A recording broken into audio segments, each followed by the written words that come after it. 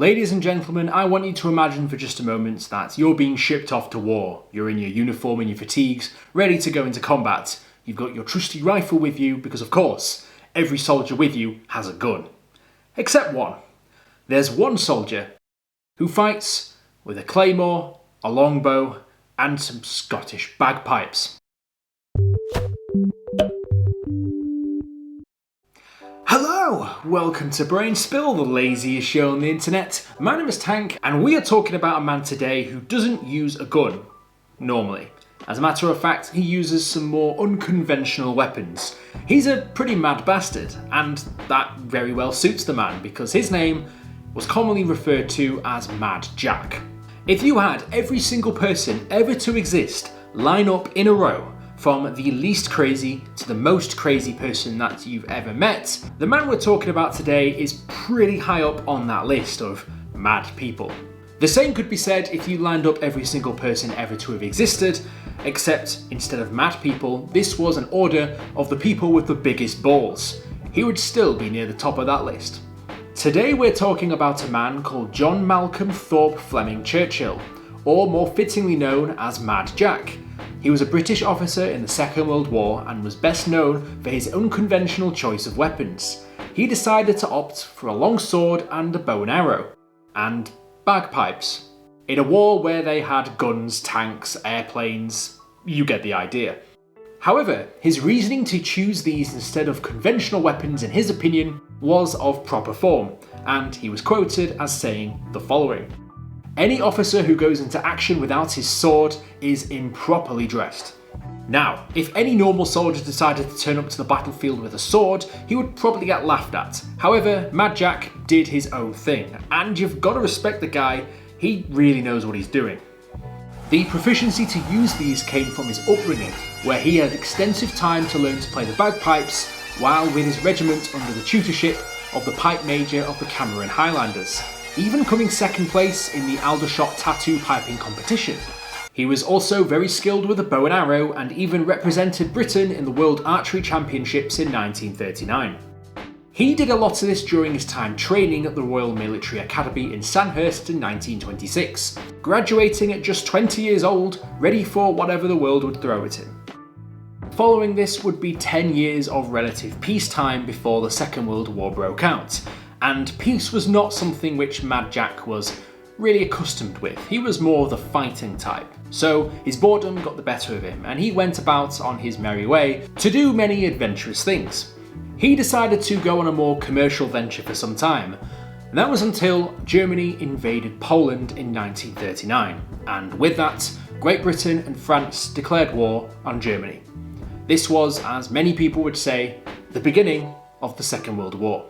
I imagine most people would be dreading another world conflict, given the fact that not many years before this, World War I, or the Great War, had come to a close. This is what many people would call the war to end all wars, probably not realising that there was a sequel just on the horizon. Whilst most people looked on with doom and gloom in their faces, Mad Jack was elated to the fact that he could finally get into combat and put what he'd learnt to the test. He even said, "I was back in my red coat, the country having got into a jam in my absence." That's one way of putting it, I guess. Assigned to the Manchester Regiment, Churchill was sent with a British Expeditionary Force to France in May 1914. Not a lot happened, and a very bored Churchill, or Mad Jack, as he would soon become known, volunteered to fight against those pesky Russians who were currently advancing on Finland. He mounted a truck which went through Belgium on the way to the conflict. That was when the truck was stopped and turned around because of the fact that the battle in the Western Front had just begun. And as you might imagine, Churchill was over the moon, ready to fight. Back in France, he saw the enemy and, like any noble soldier would, raised his claymore in the air and let out a terrifying cry, truly striking fear into the hearts of every enemy there. This was a way to rally your soldiers, and a little bit different to what most soldiers in the day did. The Allies would have been quite down with the German advance, but with claymore in hand, a much needed victory would have provided an unprecedented amount of morale. There is even a common story that floats around where he killed a German soldier with his bow and arrow, commonly being told that this was the last ever kill with a bow and arrow in combat. Churchill, or Mad Jack himself, blew this idea out of the water as he had apparently had the bow crushed by a tank earlier in the campaign. The Germans had begun their advance onto Allied positions in the Maginot Line and punched a hole through the Ardennes.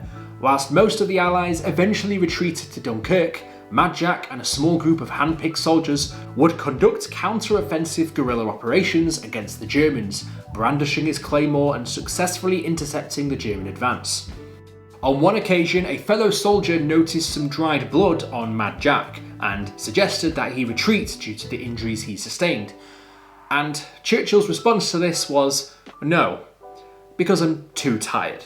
Yes, it was less effort to stay and fight than it was to retreat. He was a madman for good reason.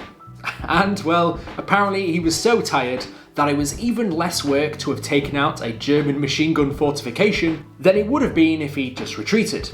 Eventually they did once the British went back across the Channel. So the madman had his fun, got bored, and then volunteered to join No. 3 Commando Operation in Norway to combat the Soviets. This was known as Operation Archery, a rather fitting title. When the first craft landed, he leapt forward from his position, playing March of the Cameron Men on his bagpipes, leading his men into battle. This guy's a bloody Highlander, and it was well rewarded because he was given the Military Cross for this combat battle. That's a lot of fighting for one soldier normally, but not for Mad Jack. This was just the beginning.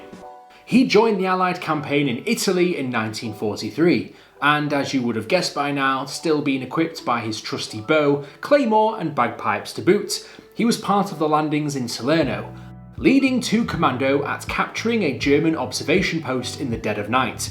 Outmanned and heavily outgunned, his small detachment managed to beat the odds in a single raid.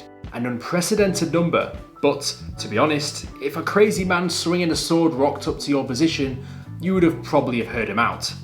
He decided to lead his new prisoners in tow, 42 in one go, which was unheard of at the time. Later he fought in Yugoslavia, and it was said that Mad Jack had been playing Will Ye No Come Back Again on the bagpipes when a grenade exploded nearby, knocking him out, and he was captured by the enemy. His new captors realised that his name was Churchill, assuming that he had some relation to British Prime Minister Winston Churchill. He didn't, but they assumed he did, so the interrogations got underway. After much interrogation, he gave nothing away, so they sent him to a concentration camp. A camp which he escaped with ease. Because of course he did. He was soon recaptured and was sent to another concentration camp, this one which was much more fortified. Despite being under the guard of German elite troops, the SS, he managed to escape during a power outage and, after walking some miles, met up with an American division.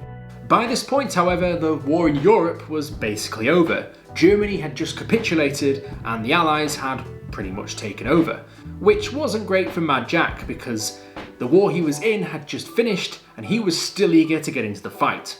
He immediately volunteered to join troops that were fighting in the Pacific, because of course he did. This was not the end of World War II. We still had those pesky Japanese to deal with. Churchill was sent to Burma, where he was ready to join the huge land battles being fought near Japan at the time. But as Mad Jack landed in India, the Americans had already dropped their nuclear bombs on Hiroshima and Nagasaki. And with that, the Japanese surrendered and the Second World War came to an end. If you want to know what Mad Jack's thoughts on this were, he said, "If it wasn't for those damn Yanks, we could have kept the war going for another 10 years. Yes, that was the end of World War II. However, this wasn't the end of Mad Jack's wild exploits. As a matter of fact, he volunteered again to fight in the upcoming years.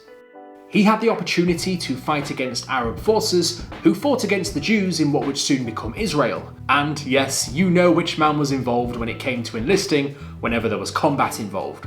His time there even led him to assisting with the escape of 700 Jewish civilians on the Hebrew University campus, right before an enemy convoy arrived to wreak havoc. Throughout all the conflict and struggle, this man would be the one with a smile on his face, saying that people are less likely to shoot you if you smile at them. Either he really loved his job, or he was known as Mad Jack for very good reason. After this, however, he did eventually settle back into civilian life, and settled down with a wife and 2 children before dying in 1996. And as far as leading a memorable life is concerned, he well and truly led a very memorable life. Now, what I can say is, although I covered a lot of the major points in his life, there is a lot of information I had to cut, mainly because that this guy had so much interesting life in and out of the military, there was just way too much to put into a single video. He had certainly earned his name, earned the medals for his heroic deeds, and earned the respect of many alike, making him a very well-known man today, and truly one of a kind. If you liked the video, be sure to like and subscribe. If you want to be notified as soon as I upload my next video, be sure to hit the bell button. And if you've got any ideas for what topics you'd like me to discuss next, let me know down in the comments below. As always, sources used in the video will be in the description. Wow, I'm in awe with this guy. He sounds like an absolute badass, and honestly, if we're going to be talking about this guy, there's only one way we can finish the video. I'll see you guys in the next video. Fantastic.